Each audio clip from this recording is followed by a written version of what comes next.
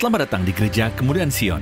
Saat ini kita masih beribadah online demi membantu pemerintah kita mempercepat pemulihan negara Indonesia dari pandemi COVID-19.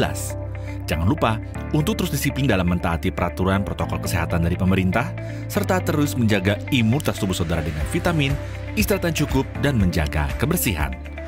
Tema gereja kita di tahun 2021 adalah The Year of Moving Forward Together. Marilah kita melangkah bersama, satukan setiap perbedaan kita, dan maju bersama menjadi semakin dewasa di dalam Kristus. Saudara sekalian, apakah dalam keadaan baik dan sehat? Apakah ada yang sakit, membutuhkan bantuan atau pengandoa? Kami rindu melayani saudara. Saudara bisa menghubungi para leaders atau sekretariat gereja di nomor yang tertera di layar. Mari kita tetap saling memperhatikan dan menjaga satu sama lain di dalam kasih.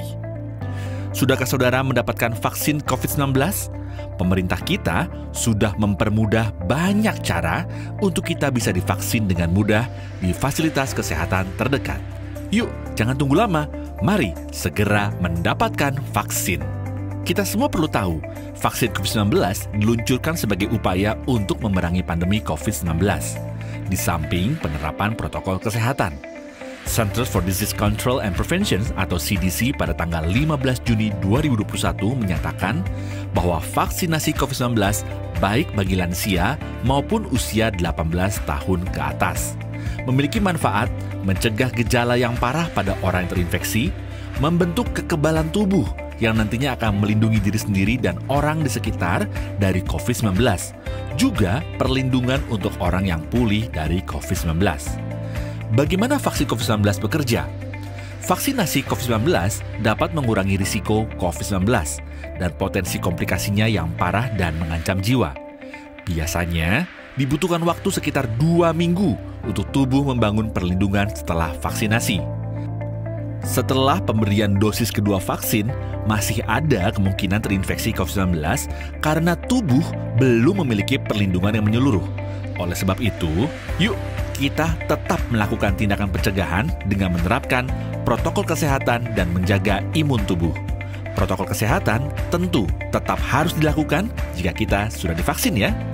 Bagi yang belum divaksin, yuk bantu pemerintah kita mempercepat pemulihan negeri ini dengan mendaftarkan diri divaksin. Sudahkah saudara hadir dalam pertemuan-pertemuan tengah minggu GKS Grogol? Yuk kita jaga persekutuan dan hubungan erat dalam komunitas kita dalam acara penggalian Alkitab yang kini diadakan setiap Selasa jam 7:30 malam melalui Zoom yang dikoordinir oleh Pendeta Gabriel Irwan, serta doa pujian dan penyembahan setiap Jumat jam 7:30 malam melalui Zoom yang dikoordinir oleh Bapak Turka Hiwis atau Bapak Apin. Para remaja GKS Grogol, jangan mau ketinggalan. Yuk hadiri pertemuan Google Meet kita setiap Sabtu jam 9 malam. Kita akan bersama-sama belajar firman dan belajar jadi berkat buat komunitas kita. Sampai jumpa hari Sabtu malam. Juga bagi saudara yang setiap hari menerima Words of Hope, yuk kita biasakan untuk membagikannya juga kepada sesama jemaat yang membutuhkan agar kita tetap berpengharapan kuat di dalam Tuhan dalam menghadapi masa-masa penuh tantangan ini. Jangan lupa juga bagi adik-adik sekolah minggu, setelah ini ada ibadah sekolah minggu ya, jam 11:30 siang. Ibadah online minggu depan akan dilayani oleh Bapak Gembala, Pendeta Bu Nadi Subrata dengan tema Blessings of Gratitude. Ibadah akan disertai perjamuan kudus. Mari subscribe YouTube channel ini untuk mudah mendapat update. Program Messages of Hope dapat disaksikan setiap hari Senin dan Kamis jam 6 sore melalui YouTube GKS FBC. Link akan selalu dibagikan sekretariat kepada seluruh jemaat melalui WhatsApp. Mari kita terus saksikan untuk menguatkan dan memberkati kita semua. Kita banyak mengucap syukur atas pemeliharaan Tuhan di tengah pandemi yang masih berlangsung ini. Bagi saudara-saudara yang ingin mengucap syukur kepada Tuhan atas pemeliharaannya sepanjang pandemi ini, saudara dapat menyalurkannya melalui rekening 604-283-3777 atas nama Kemuliaan Sion FBC. Berikut adalah tips mengikuti ibadah secara online. Berkumpul bersama keluarga dan jangan teralihkan dengan kegiatan lain. Penyembahan adalah aktivitas keluarga. ikut terlibat dalam pujian dan penyembahan dengan antusias. Mari mengingat bahwa kita sedang mengikuti ibadah, bukan sekedar menyaksikannya. Katakan amin, menyembah bersama, dan catat khotbah, dan ambil waktu untuk berdoa setelah ibadah selesai. Mari jadikan rumah kita sebagai rumah ibadah. Serta mari biasakan mengikuti ibadah sampai akhir doa berkat. Dan minggu depan, yuk kita kirimkan link ibadah online ini ke lebih banyak orang agar berkat Tuhan bisa disampaikan secara luas. Selamat beribadah. Puji nama Tuhan. Shalom saudara yang dikasihi dalam nama Tuhan Yesus Kristus. Puji nama Tuhan, senang sekali rasanya kita bisa berjumpa dengan Bapak Ibu Saudara dalam ibadah online GKS FBC. Mari saya ajak Bapak Ibu Saudara, kalau engkau di rumah, mari engkau bangkit berdiri. Kita mau rayakan kemenangannya, sebab kita adalah umat lebih dari pemenang. Amin. Terima kasih Tuhan. Terima kasih Tuhan buat pagi hari ini. Amin. Mari bebaskan rohmu saudara. Bebaskan badan kita. Amin. Terima kasih Tuhan Yesus.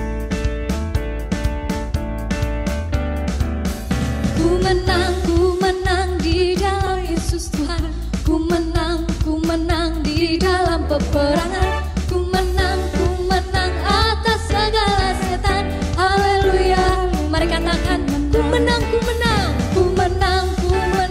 bersama Yesus Tuhan. Ku menang di dalam peperangan. Ku menang atas segala setan. Haleluya, haleluya, ku menang. Amin. Haleluya, dia bangkit. Haleluya, dia hidup. Haleluya, dia naik. Roh Kudus turun. Amin. Mari goyang, lebih dari pemenang, kita pujikan lagu ini dengan segenap kekuatan kita saudara buat Tuhan. Ku menang bersama Yesus Tuhan. Ku menang di dalam peperangan. Ku menang atas segala setan. Haleluya, haleluya, ku menang. Ku menang bersama Yesus Tuhan. Ku menang di dalam peperangan. Ku menang atas segala setan. Haleluya, haleluya, ku menang. Haleluya, dia bangkit. Haleluya, dia hidup. Haleluya, dia naik. Roh Kudus turun. Haleluya, dia bangkit. Haleluya, dia hidup. Haleluya, dia naik. Roh Kudus turun. Haleluya, dia bangkit. Haleluya, dia hidup. Haleluya, dia naik. Roh Kudus turun. Haleluya, dia naik. Roh Kudus turun. Haleluya, dia naik. Roh Kudus turun. Amin. Terima kasih Tuhan. Namamu Tuhan berkuasa atas hidup kami. Namamu mengalahkan musuh Tuhan. Amin. Amin. Haleluya. Terima kasih Tuhan. Nama Yesus menara yang kuat. Nama Yesus kota benteng yang teguh. Nama Yesus kalahkan semua musuh. Nama Yesus di atas segalanya. Terima kasih Tuhan.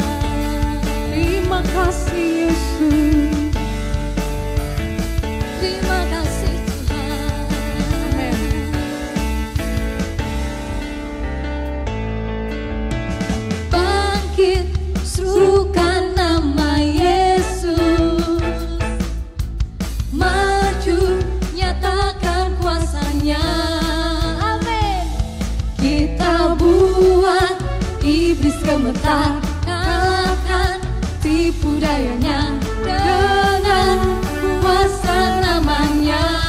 Bangkit, bangkit, serukan nama, biarlah namamu ditinggikan Tuhan. Maju, nyatakan kuasanya. Kita buat iblis gemetar, kalahkan tipu dayanya dengan kuasa namanya. Namamu Tuhan, nama Yesus, menara yang kuat. Nama Yesus, kota benteng yang teguh. Nama Yesus, kalahkan semua musuh. Nama Yesus di atas segalanya. Amin. Terima kasih. Kau di atas segalanya dalam hidup kami Tuhan. Terima kasih. Amin. Mari jemaat kita pujikan lagu ini buat Tuhan. Bangkit, serukan nama Yesus. Maju, nyatakan kuasanya. Kita buat iblis gemetar, kalahkan tipu dayanya dengan kuasa namanya. Bangkit, serukan nama Yesus. Yesus, maju, nyatakan kuasa-Mu Tuhan. Kita buat iblis gemetar, kalahkan tipu dayanya dengan kuasa namanya. Nama Yesus, menara yang kuat. Nama Yesus, kota benteng yang teguh. Namamu Tuhan, nama Yesus, kalahkan semua musuh. Nama Yesus di atas segalanya. Namamu mengalahkan musuh Tuhan. Amin. Namamu mengalahkan persoalan hidup Terima kami kasih. Tuhan. Amin. Terima kasih. Amin. Thank you Jesus. Nama Yesus, menara yang kuat. Nama Yesus, kota benteng yang teguh. Nama Yesus, kalahkan semua musuh. Nama Yesus di atas segalanya. Nama Yesus, menara yang kuat. Nama Yesus, kota benteng yang teguh. Namamu Tuhan, nama Yesus, kalahkan semua musuh. Nama Yesus di atas segalanya. Nama Yesus, nama Yesus, nama Yesus di atas segalanya.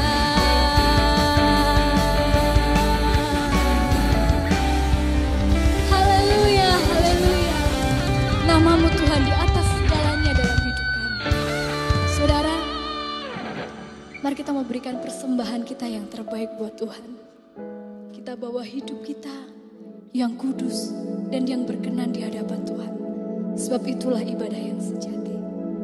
Mari kita naikkan ucapan syukur kita atas pemeliharaan Tuhan, atas penyertaan Tuhan yang tidak pernah habis dalam hidup kita, saudara.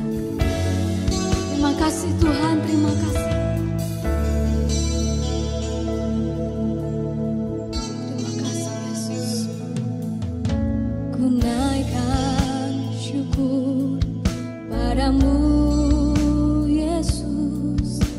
Ku sembah sujud kepadamu Tuhan. Di hadapan tata kemuliaan-Mu ku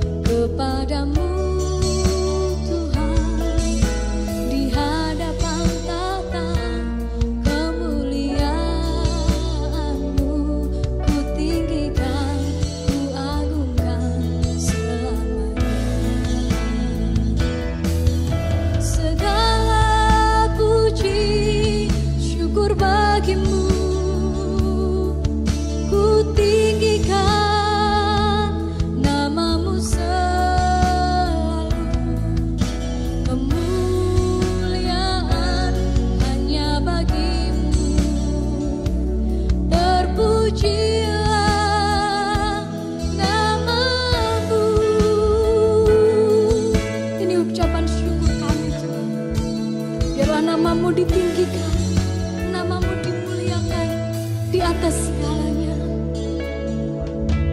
Ku naikkan syukur padamu Yesus, ku sembah sujud kepadamu Tuhan, di hadapan tata kemuliaan-Mu ku tinggikan, ku agungkan selamanya.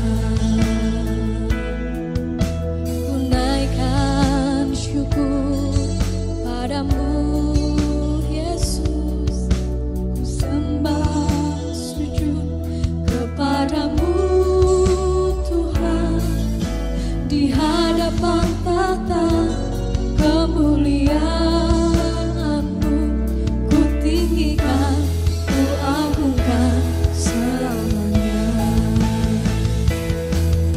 Segala puji syukur bagimu, ku tinggikan nama-Mu selalu. Kemuliaan hanya bagi-Mu, terpujilah nama-Mu. Segala puji syukur bagi-Mu, ku tinggikan nama-Mu selalu.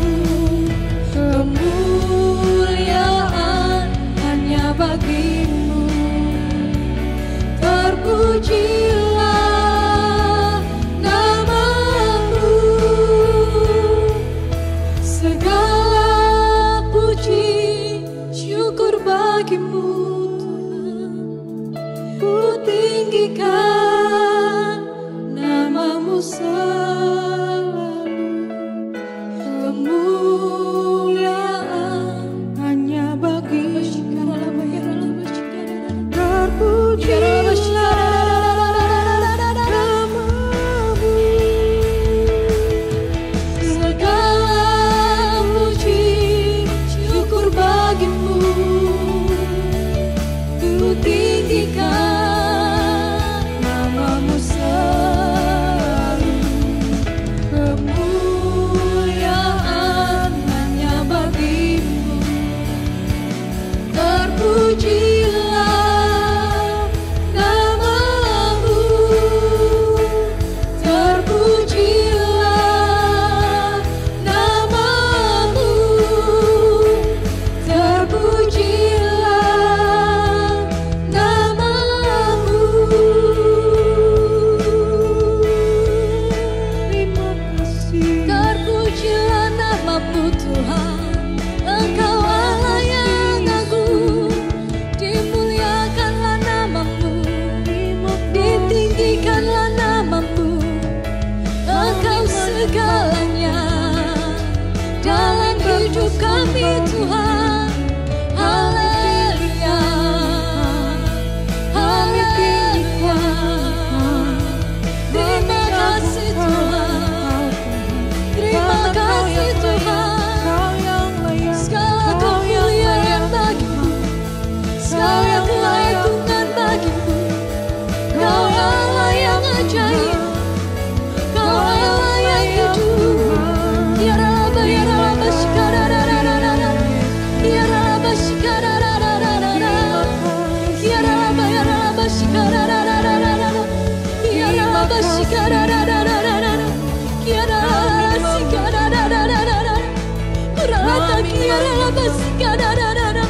Kuralatan ya Rabba, shikadadadadada. Ya Rabba, shikadadadadada. Kami sembah Kau Tuhan, kami sembah Kau Tuhan. We worship You Lord, we worship You Lord. Ya Rabba, ya Rabba, shikadadadada. Ya Rabba, shikadadadadada. Ya Rabba, shikadadadadada. Tuhan, Kau satu-satunya di dalam hidup kami. Kau menyatakan Engkau lebih dari segalanya Tuhan. Engkau lebih dari segalanya.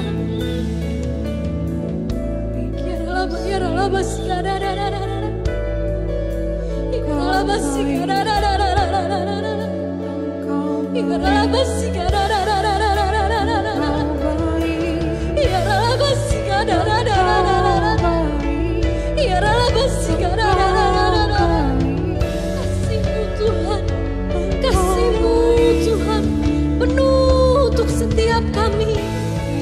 Kasih-Mu Tuhan sempurna adanya.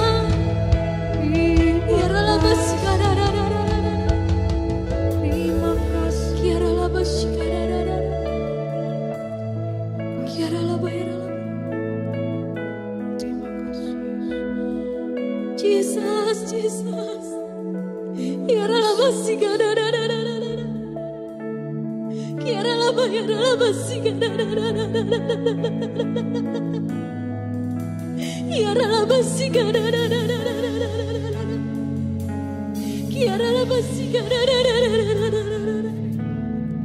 Terima kasih Yesus. Terima kasih Tuhan. Kirala basi kadadadada.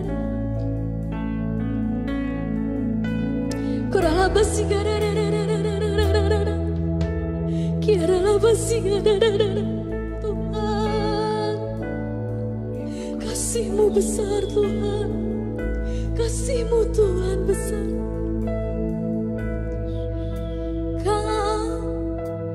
Ku sembah Tuhan, ku sembah Kau, ya Bapa, ku sembah Kau,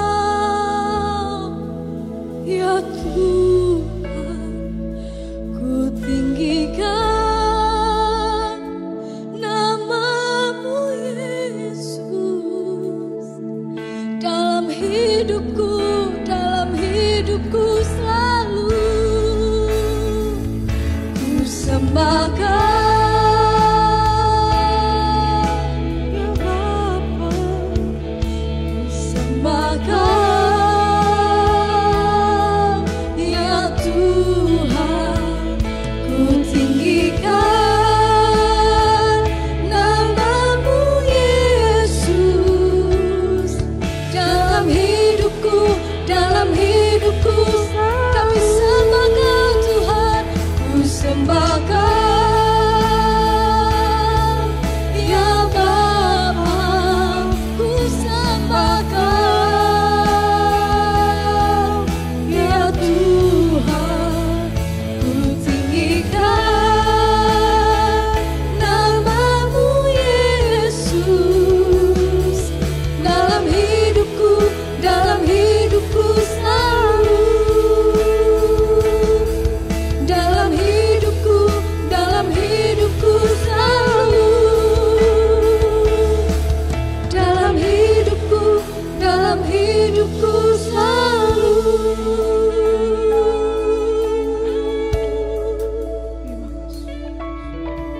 Kami mau tinggikan Engkau di dalam setiap kehidupan kami Tuhan. Selamat mendengarkan firman Tuhan. Tuhan Yesus memberkati.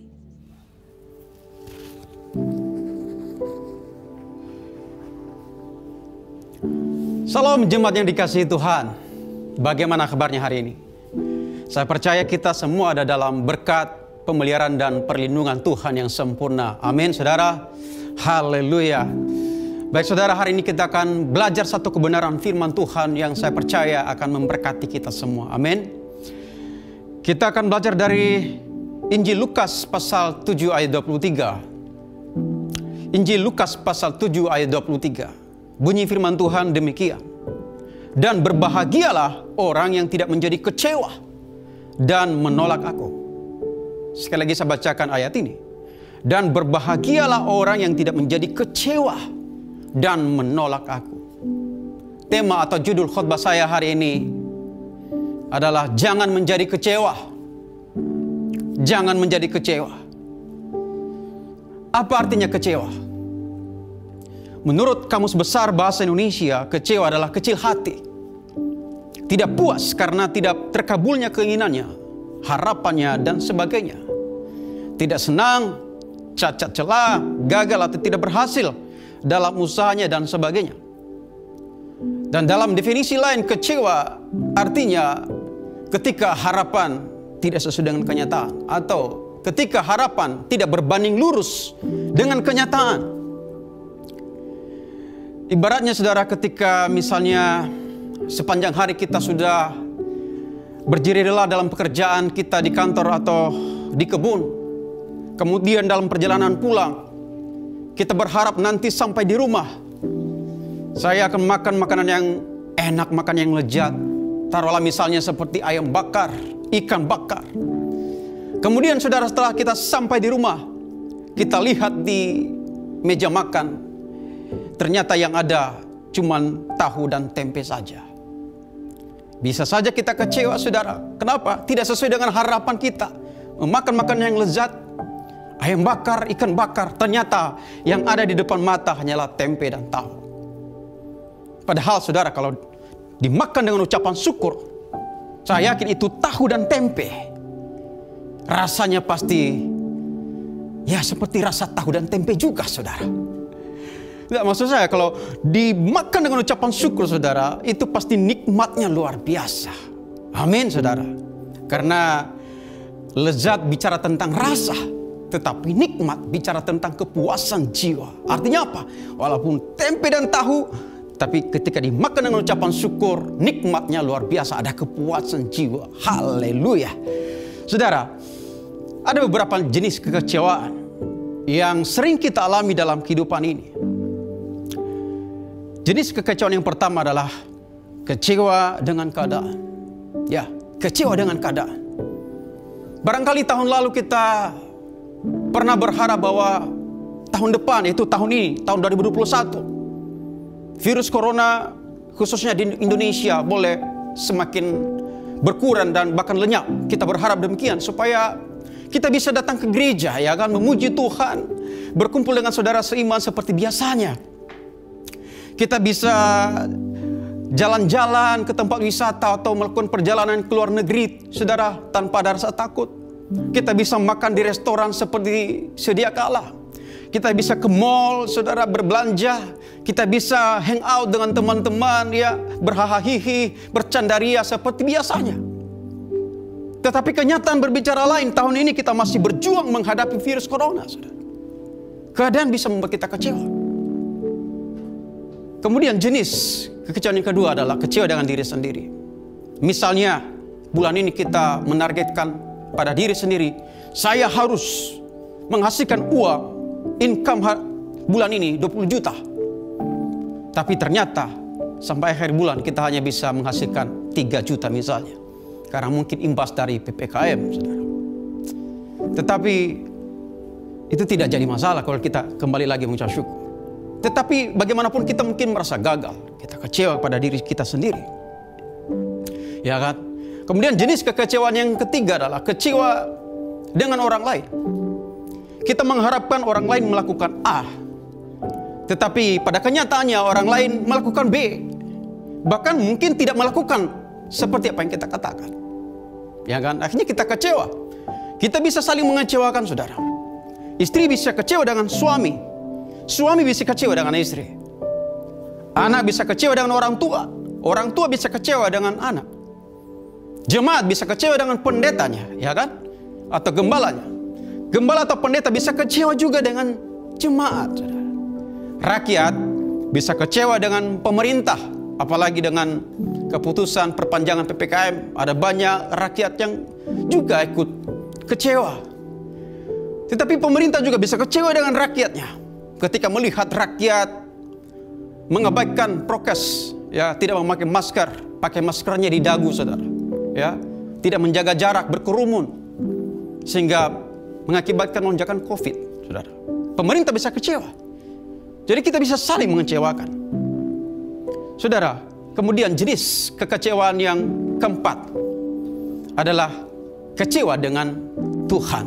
Ini yang menjadi fokus pembahasan kita hari ini. Kecewa dengan Tuhan. Saudara, mungkin ini agak sedikit menggelitik logika berpikir kita. Ya kan? Bagaimana mungkin kita kecewa dengan Tuhan? Karena pada dasarnya Tuhan tidak pernah berbuat jahat dan berbuat salah kepada kita. Tetapi itulah kenyataannya. Kita bisa kecewa dengan Tuhan. Orang Kristen bisa kecewa dengan Tuhan. Barangkali saudara pernah dengar orang Kristen berkata, janganlah berharap kepada manusia. Ya kan? Manusia mengecewakan. Berharap sajalah kepada Tuhan. Ya kan? Karena Tuhan tidak mengecewakan. Pernyataan ini tidak salah, saudara. Memang benar adanya bahwa pengharapan kita di dalam Tuhan tidak mengecewakan. Itu tercatat dalam Roma 5 ayat 5. Ya kan? Pengharapan kita tidak mengecewakan. Tetapi ironisnya, saudara, ironisnya ada banyak anak-anak Tuhan, ada banyak orang percaya yang telah menjadi kecewa dengan Tuhan.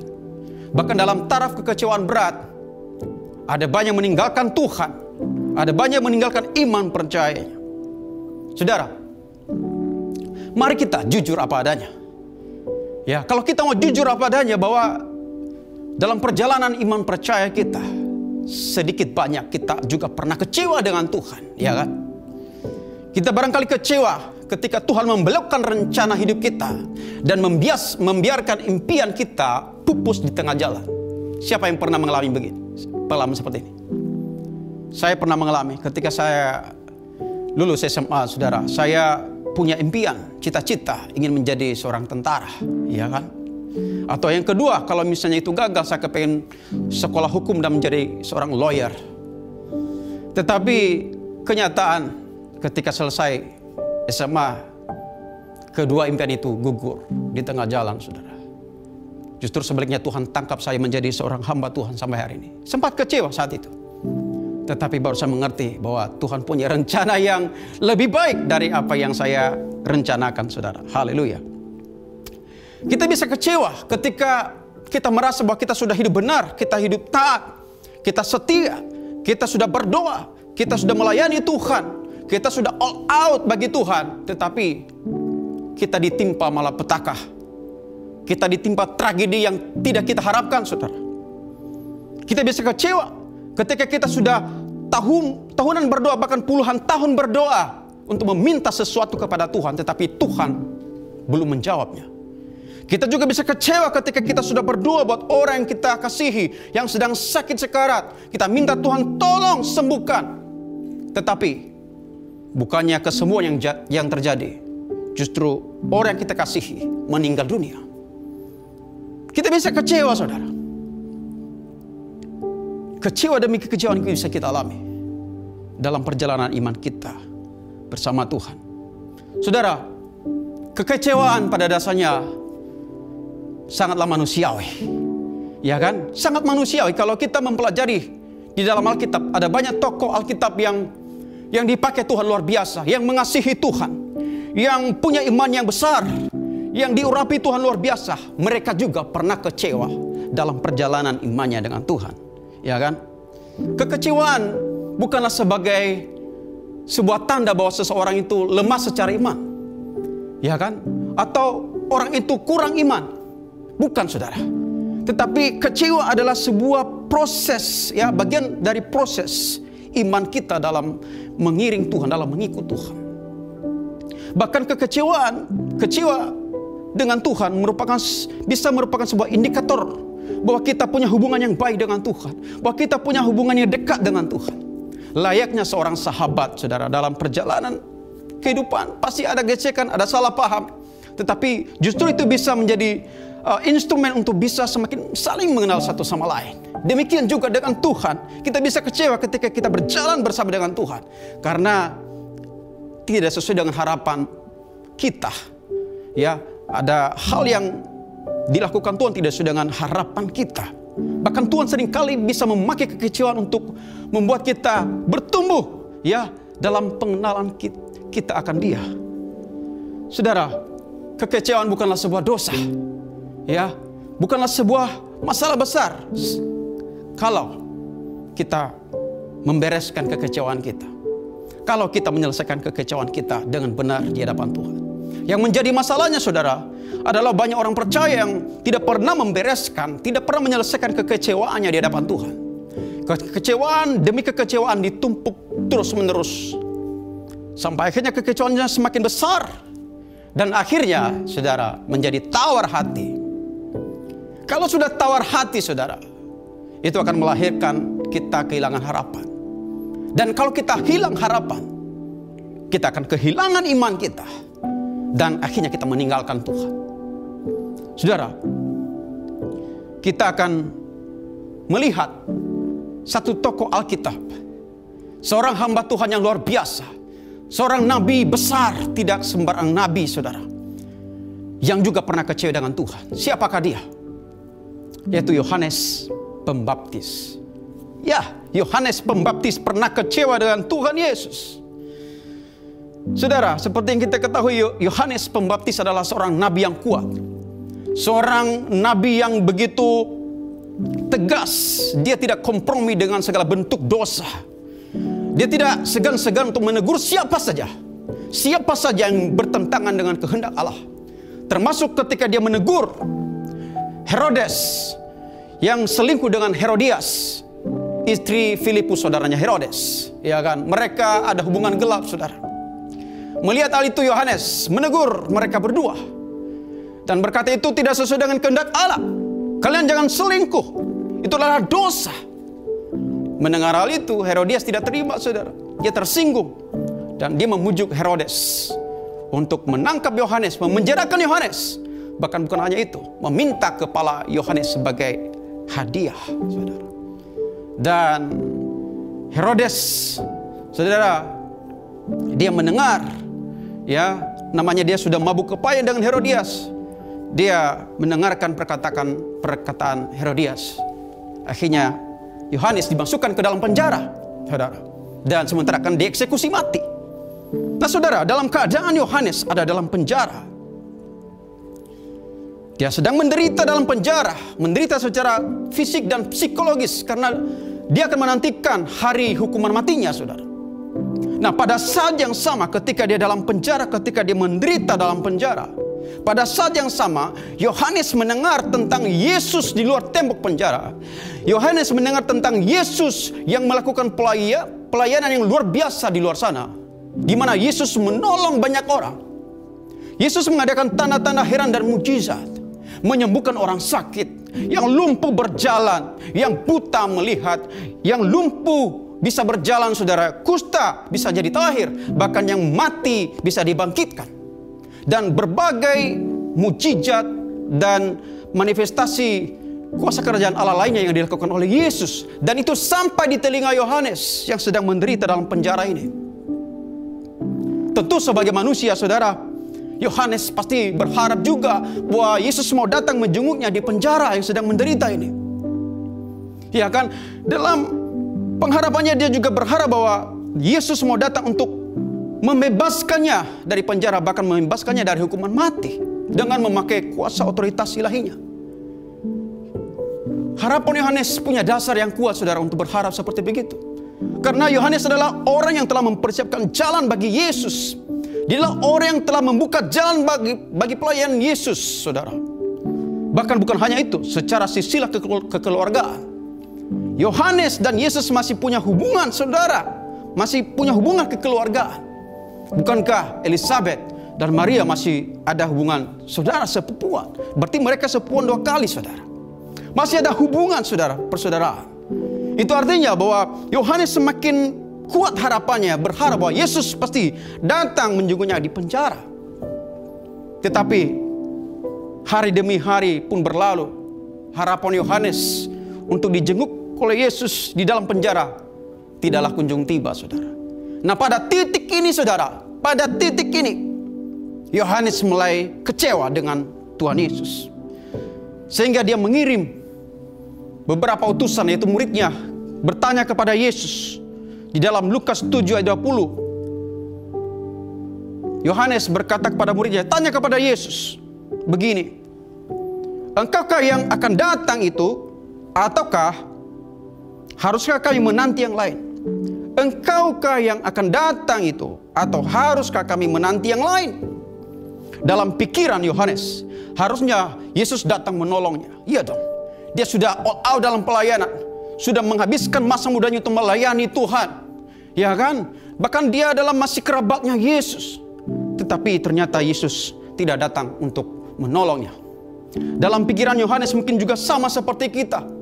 Berpikir kalau yang lain ditolong, saya juga ditolong. Ada sebuah lagu yang sering kita nyanyikan, saudara. Kalau lain ditolong, saya juga. Tangannya terbuka, menunggulah.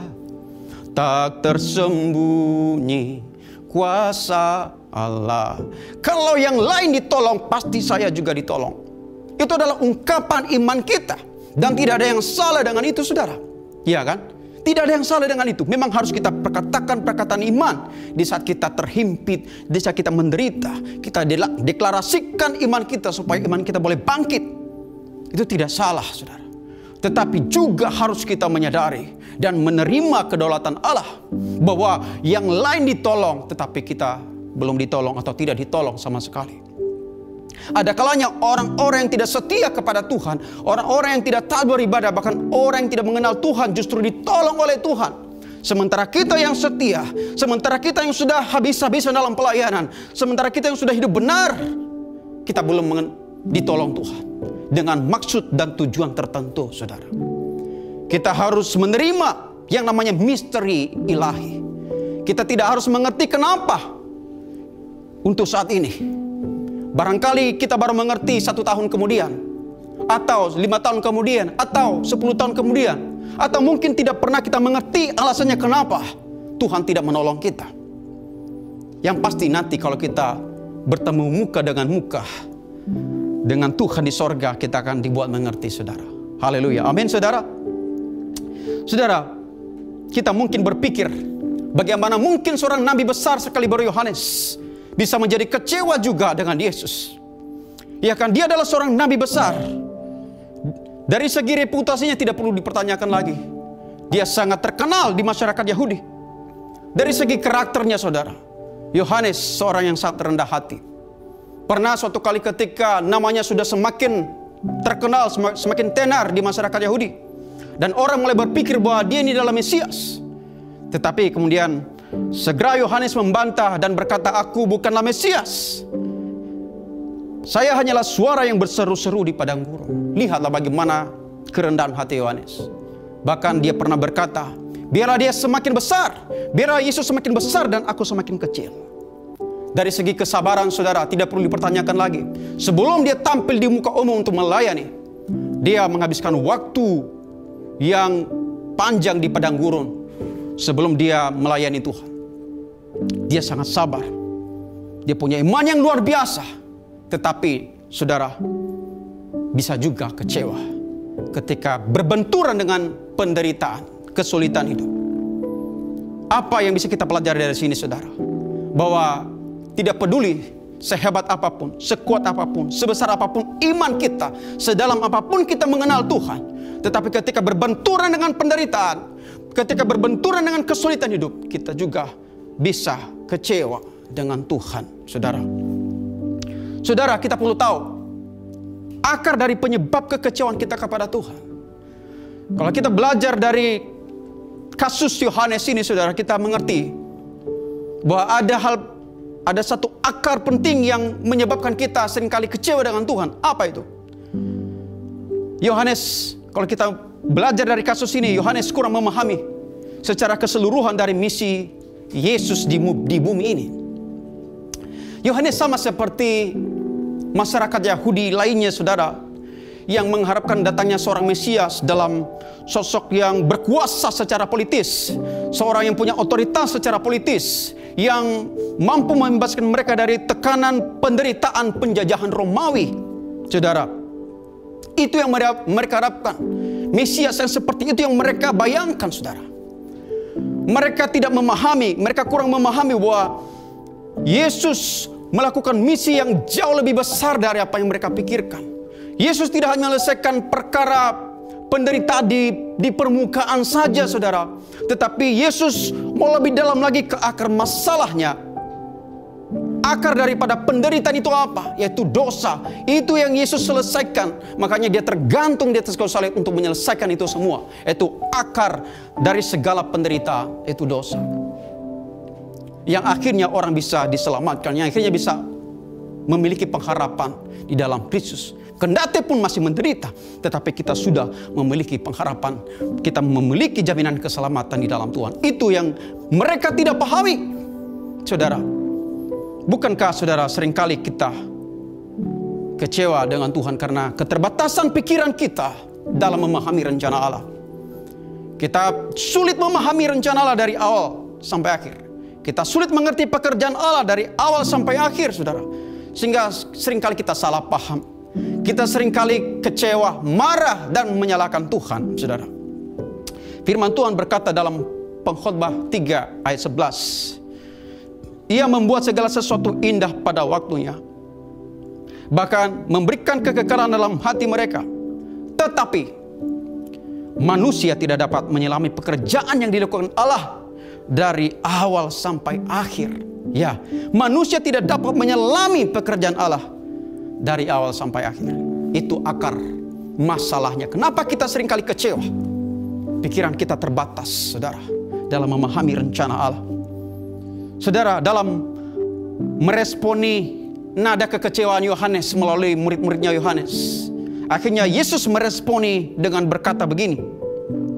Dalam Lukas 7 ayat 22. Yesus berkata, "Pergilah dan katakanlah kepada Yohanes apa yang kamu lihat dan apa yang kamu dengar. Orang buta melihat, orang lumpuh berjalan, orang kusta menjadi tahir, orang tuli mendengar, orang mati dibangkitkan, dan kepada orang miskin diberitakan kabar baik. Dan berbahagialah orang yang tidak menjadi kecewa dan menolak aku." Dan berbahagialah orang yang tidak menjadi kecewa dan menolak aku, saudara. Saudara, perkataan Yesus ini, Yesus tidak hanya mengatakan atau mengingatkan Yohanes untuk tidak kecewa dan menolak dirinya ketika ada dalam penderitaan, ketika menghadapi kesulitan besar. Tetapi juga ternyata Yesus telah mengingatkan para muridnya sebelum dia naik ke sorga. Di dalam Yohanes 16 ayat 1 dan 2. Yesus pernah berkata, "Semua ini kukatakan kepadamu, supaya kamu jangan kecewa dan menolak aku. Kamu akan dikucilkan, bahkan akan datang saatnya bahwa setiap orang yang membunuh kamu akan menyangka bahwa ia berbuat bakti kepada Allah." Saudara, jauh sebelum para murid mengalami penderitaan, kesusahan, dan kesulitan hidup, Yesus sudah menyampaikan itu kepada mereka. Kenapa? Supaya mereka tidak kecewa ketika mereka berhadapan dengan penderitaan. Supaya mereka tidak kecewa ketika jawaban doa mereka akan tidak dijawab oleh Tuhan. Dan saya percaya, bukan hanya kepada Yohanes Pembaptis, bukan hanya kepada para murid, Yesus menyampaikan pesan ini untuk tidak kecewa, tetapi juga untuk setiap kita orang-orang percaya di segala abad, termasuk saya dan saudara yang mendengarkan firman Tuhan hari ini. Yesus mau berkata kepada kita semua yang mendengarkan firman Tuhan hari ini, jangan kecewa dan menolak aku ketika engkau berhadapan dengan penderitaan dan kesusahan hidup. Saudara, sebab kekecewaan sangatlah berbahaya. Ada beberapa alasan penting kenapa kita tidak boleh kecewa, saudara.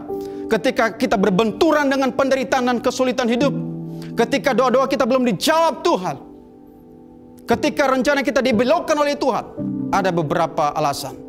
Alasan yang pertama, saudara, karena kekecewaan membuat kita meragukan Tuhan. Kekecewaan, kalau kita kecewa, membuat kita meragukan Tuhan, saudara. Yohanes menjadi ragu akan Yesus, yang adalah Mesias yang telah datang untuk menyelamatkan dunia. Iya kan? Ini aneh, saudara. Ketika saya pelajari ini aneh, kok bisa Yohanes ragu? Engkaukah yang datang itu atau kami harus menunggu yang lain? Yohanes ragu. Padahal sebelumnya, saudara, Yohaneslah yang mempersiapkan jalan bagi Yesus. Bahkan di dalam Yohanes 1:29, untuk pertama kalinya Yohanes memperkenalkan Yesus secara publik di depan umum, saudara, di depan masyarakat. Ketika Yohanes berkata begini, "Lihatlah anak domba Allah yang menghapus dosa dunia." Yohanes yang melakukan itu. Yohanes yang memperkenalkan Yesus di depan banyak orang, bahwa dia adalah anak Allah yang menghapus dosa dunia. Tetapi saudara, ketika dia dalam penderitaan yang hebat, bisa ragu juga saudara. Iya kan? Bisa ragu hatinya kepada Yesus. Saudara, bukankah kita anak-anak Tuhan juga sering kecewa dengan Tuhan? Ada banyak hamba-hamba Tuhan yang telah melayani Tuhan. Ada banyak anak-anak Tuhan yang telah setia, mengenal Tuhan luar biasa, punya iman yang besar. Ya kan? Tetapi pada titik tertentu, ketika berhadapan dengan penderitaan dan kesusahan hidup, akhirnya juga di pertengahan jalan, akhirnya mereka tawar hati, hilang harapan, bahkan kehilangan iman. Mereka menjadi murtad, saudara. Banyak menjadi ateis, saudara. Bahkan pun masih menjadi Kristen, tetapi hatinya sudah tawar dengan Tuhan. Ya kan? Sudah tidak ada gairah lagi dengan Tuhan. Hatinya sudah jadi hambar, saudara. Oleh karena kecewa. Saudara, kita tidak usah kecewa. Karena kecewa bisa kita membuat kita ragu akan Tuhan yang tadinya kita yakin bahwa Tuhan itu adalah Tuhan yang mampu menolong. Akhirnya kita menjadi tawar hati. Tidak ada lagi gairah kepada Tuhan. Tidak ada lagi semangat yang berkobar-kobar untuk Tuhan. Kita sudah menjadi tawar hati. Alasan yang kedua, kenapa kita tidak boleh kecewa ketika harapan kita tidak sesuai dengan kenyataan. Ketika doa-doa kita tidak dijawab Tuhan. Karena kekecewaan membuat kita tidak mampu melihat pekerjaan Allah.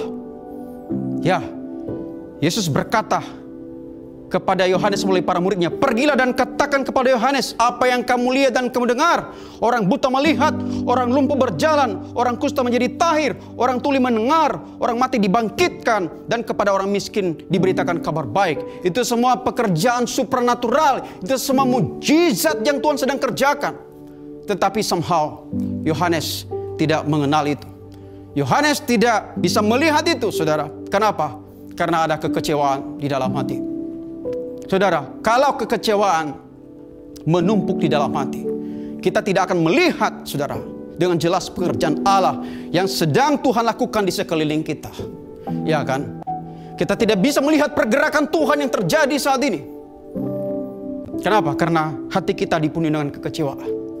Ya kan? Bahkan banyak orang percaya berkata, itu adalah pekerjaan setan. Itu adalah pekerjaan kuasa kegelapan. Saya akhir-akhir ini, saudara, miris dengan orang-orang Kristen di media sosial ketika mereka menuding pelayan-pelayan Tuhan yang mendemonstrasikan kuasa kerajaan Allah dengan menyembuhkan orang sakit, mengadakan mujizat.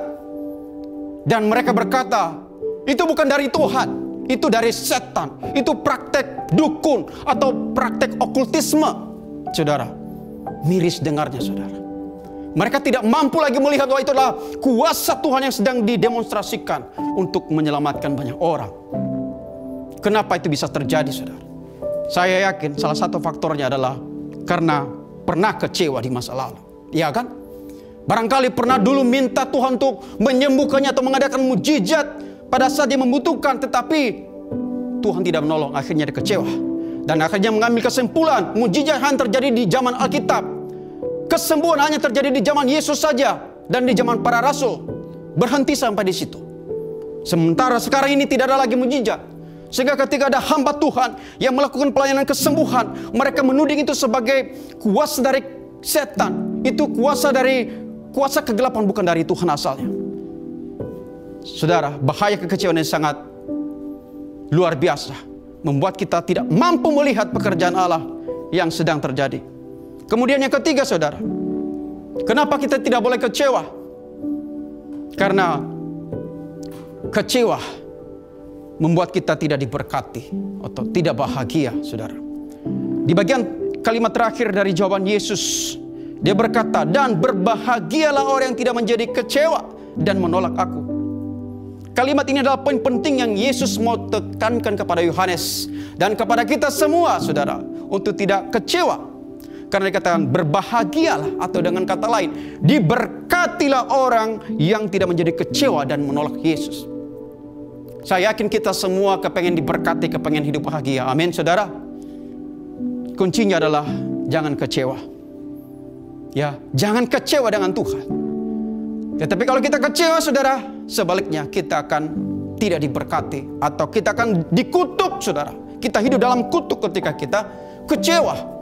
Ya, akan membawa kita ke dalam kebinasaan kalau kita kecewa dan akhirnya menolak Yesus. Amin, saudara. Saudara, lalu pertanyaan selanjutnya, bagaimana kita membereskan kekecewaan kita di hadapan Tuhan? Ini pertanyaan penting. Bagaimana caranya supaya kita yang sudah pernah kecewa atau sempat kecewa atau sedang kecewa hari ini, kita bereskan kekecewaan kita di hadapan Tuhan? Kunci yang pertama, saudara. Yang pertama, ketika saya dan saudara kecewa, jangan terputus hubungan dengan Tuhan. Jangan terpisah dengan Tuhan. Jangan sampai terputus hubunganmu dengan Tuhan. Itu kunci yang paling penting. Saudara, Asaf di dalam Mazmur 73 pernah juga kecewa dengan Tuhan. Ketika dia melihat orang lain ditolong Tuhan, orang-orang fasik ditolong Tuhan, mereka diberkati Tuhan, sementara dirinya yang setia melayani, hidup kudus, tidak dalam berkat Tuhan, bahkan dalam kena hukuman setiap hari, dikatakan dalam firman Tuhan dalam Mazmur 73. Sehingga pada suatu titik Asaf berkata, sia-sia sama sekali aku mempertahankan hati yang bersih dan membasuh tanganku tanda tak bersalah, di Mazmur 73 ayat 13. Dia kecewa dengan Tuhan juga, saudara.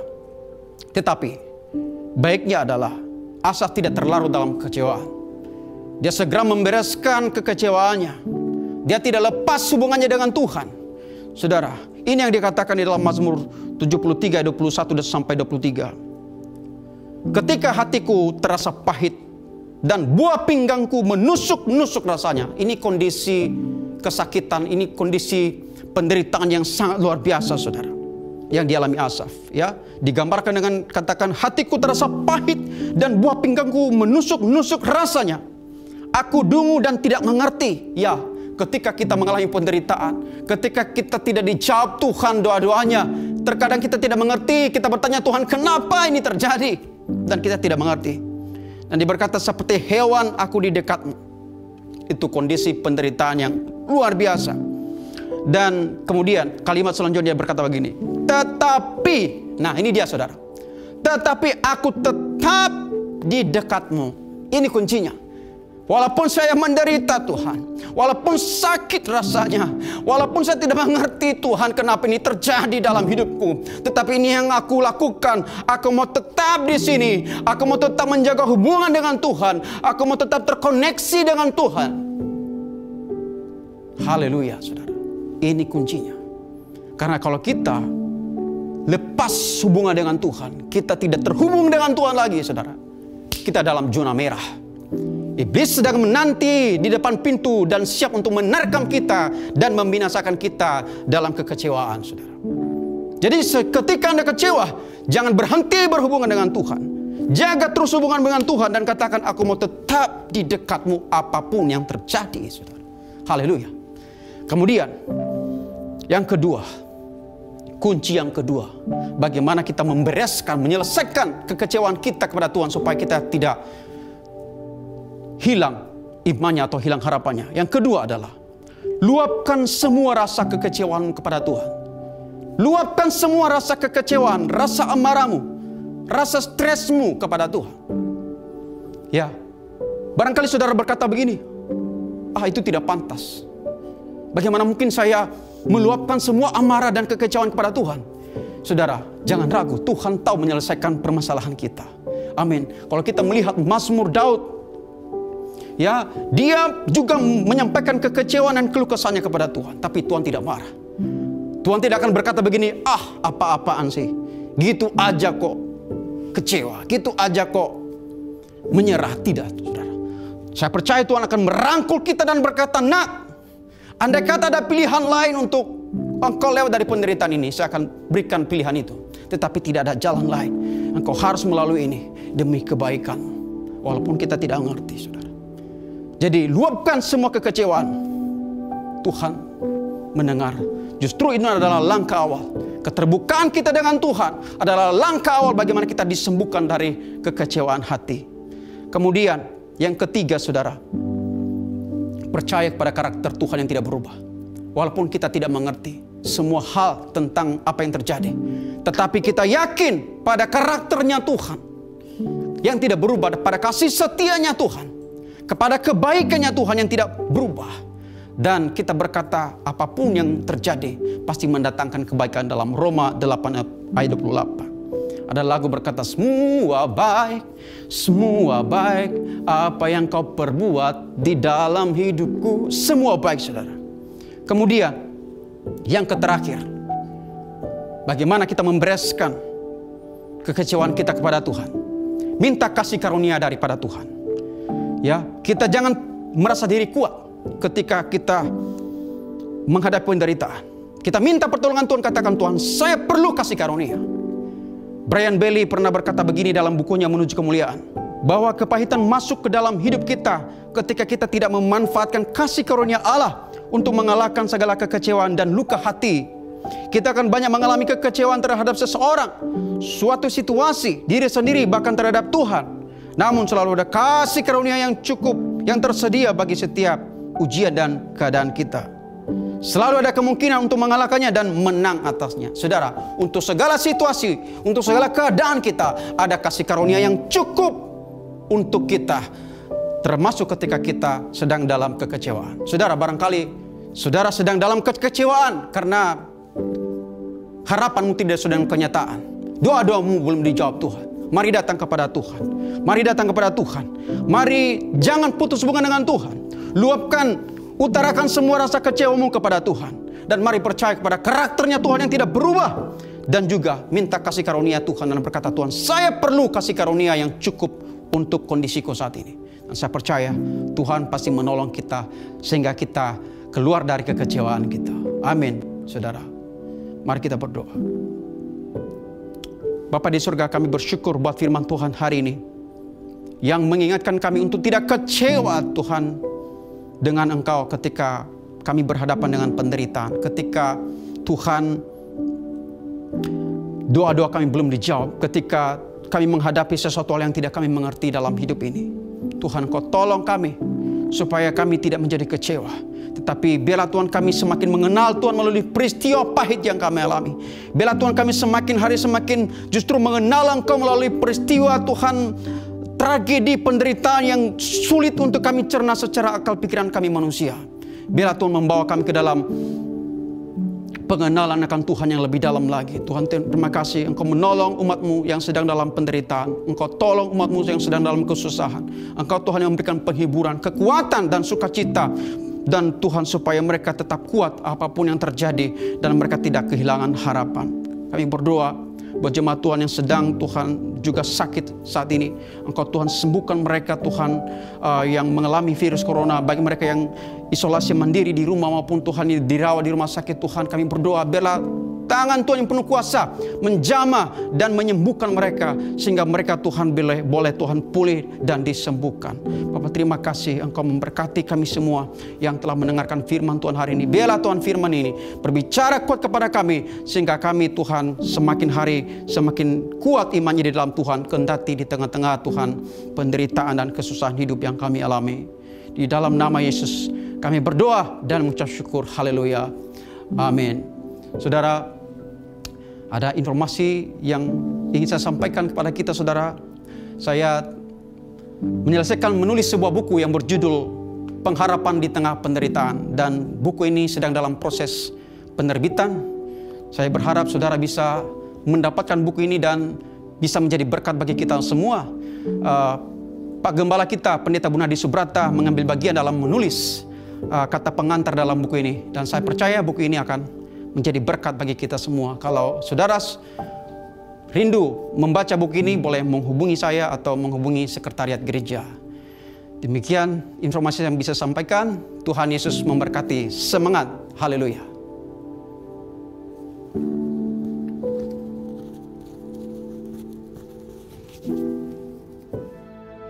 Puji nama Tuhan. Benar saudara, tidak ada satupun hal yang dapat memisahkan kita dari kasih Tuhan. Sekalipun penderitaan, pergumulan datang silih berganti, tapi itu semua tidak dapat memisahkan kita dari kasih-Nya. Amin.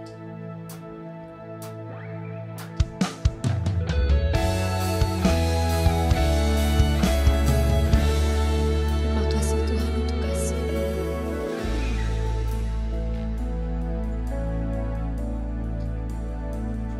Apa yang dapat memisahkanku dari kasih-Mu, Tuhan, sahabatku? Kelaparan-Kah, ketelanjangan-Kah, tak satu pun, tak satu pun. Apa yang dapat memisahkanku dari kasih-Mu, Tuhan, sahabatku? Aniayakah, penderitaanKah, tak satu pun, tak satu pun. Tiada satu pun seperti Kau, Yesus. Kau sahabat yang sejati. Dalam bahaya Kau menggendongku. Engkau, Yesus, sahabatku. Ini pengakuan iman kami, Tuhan. Apa yang dapat memisahkanku dari kasih-Mu, Tuhan, sahabatku? Sakit, penyakit, pencobaan-Kah, tak satu pun, tak satu pun. Apa yang dapat memisahkanku dari kasih-Mu, Tuhan, sahabatku? Kelaparan-Kah, ketelanjangan-Kah, tak satu pun, tak satu pun. Tiada satu pun seperti Kau, Yesus. Kau sahabat yang sejati. Dalam bahaya Kau menggendongku. Engkau, Yesus, sahabatku. Tiada satu pun seperti Kau, Yesus. Kau sahabat yang sejati. Dalam bahaya Kau menggendongku. Engkau, Yesus, sahabatku. Engkau, Yesus, sahabatku. Engkau, Yesus, sahabatku.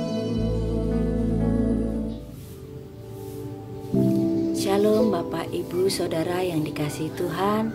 Terima kasih untuk PS Hadiran Halawa, firman-Nya di ibadah online hari ini. Mari kita bersatu di dalam doa. Kami bersyukur, kami berterima kasih Bapa, Tuhan Yesus, terima kasih untuk ibadah online hari ini.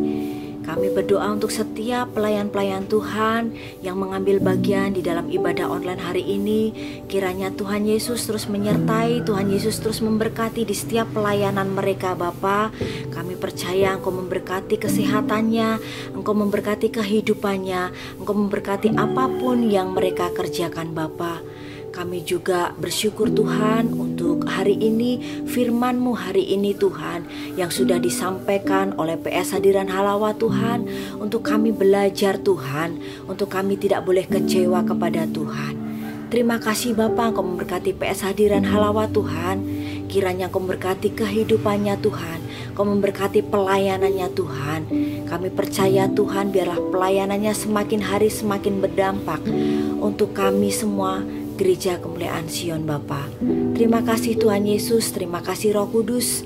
Kami berdoa Tuhan untuk Bapak Gembala Senior kami, Bapak Pendeta Bunadi Subrata, beserta dengan Ibu Elizabeth Tuhan, dan juga keluarga Tuhan. Kiranya Tuhan Yesus terus memberkati kehidupannya, memberkati kesehatannya Tuhan, bahkan memberkati setiap pelayanannya dimanapun berada Tuhan. Kiranya pelayanan yang Bapak Bunadi kerjakan biarlah menjadi dampak bagi setiap orang, terutama untuk kami jemaat-jemaat Gereja Kemuliaan Sion. Terima kasih Bapa, terima kasih Tuhan Yesus, terima kasih Roh Kudus.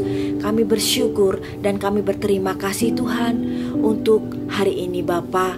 Kami berdoa Tuhan untuk setiap satelit-satelit yang ada di Indonesia Bapa, untuk setiap pengerja-pengerja di Gereja Kemuliaan Sion Tuhan. Kami berdoa Tuhan, satu persatu Engkau terus mengurapi, Engkau terus memberkati setiap pelayanannya Tuhan. Bahkan untuk setiap pelayanan yang saat-saat ini untuk kami masih sama-sama melakukan ibadah online Tuhan. Kami percaya Tuhan, bukan masalah ibadahnya Tuhan, tapi kami percaya Tuhan bahwa kami datang kepada Engkau Tuhan Yesus. Kami berseru kepada Engkau Bapa. Terima kasih Tuhan Yesus, terima kasih Roh Kudus untuk urapan hari ini Bapa. Kami bersyukur, kami berterima kasih untuk ibadah online di hari ini Bapa. Pagi hari ini juga kami berdoa Tuhan, kami mau naikkan syukur kami Bapa untuk bangsa kami tercinta Indonesia Tuhan. Kami percaya Tuhan, saat-saat ini kami masih Tuhan Yesus melaksanakan ibadah online Tuhan, tapi kami percaya Tuhan di dalam bangsa Indonesia ini Tuhan, yang saat ini sedang pandemi Tuhan, kami percaya Tuhan, bukan untuk menyurutkan iman kami Bapa, tapi kami Tuhan Yesus membawa iman kami Tuhan, api kami Tuhan, untuk semakin hari kami semakin kuat Tuhan, semakin hari kami semakin mendekat kepada Engkau Bapa. Kami berdoa Tuhan untuk Bapak Presiden, Bapak Wakil Presiden Tuhan, bahkan dari jajaran tingkat atas sampai tingkat bawah Tuhan. Kiranya Engkau mengurapi, Engkau memberkati Tuhan. Bila setiap kebijakan-kebijakan yang ada Tuhan, semuanya berasal daripada Tuhan. Terima kasih Tuhan Yesus, terima kasih Roh Kudus. Kami percaya Tuhan, di masa-masa pandemi ini Tuhan Yesus, seluruh warga negara Indonesia Tuhan Yesus, biarlah semuanya mempunyai ketaatan hati Tuhan, untuk sama-sama bisa melaksanakan protokol-protokol kesehatan yang telah disampaikan, untuk setiap peraturan-peraturan yang ada, untuk kami bisa terus Tuhan memutus mata rantai COVID ini Bapa. Terima kasih Tuhan Yesus, terima kasih Roh Kudus. Kami percaya Tuhan, Engkau bawa bangsa Indonesia ini pulih dari segala macam apapun Tuhan bencana yang ada di Indonesia, terutama untuk saat ini masa-masa pandemi ini Tuhan. Kami berdoa Tuhan untuk semuanya Bapa. Kami berdoa apapun yang terjadi atas bangsa Indonesia ini, terus Tuhan Yesus satu persatu Engkau pulihkan ekonomi, Engkau pulihkan kesehatan. Bahkan kami juga berdoa Tuhan untuk para dokter, untuk para perawat Tuhan Yesus. Kami berdoa Tuhan, kiranya Engkau memberkati, Engkau melindungi kesehatan Tuhan, karena dokter dan perawat ini ada di dalam garda terdepan Tuhan.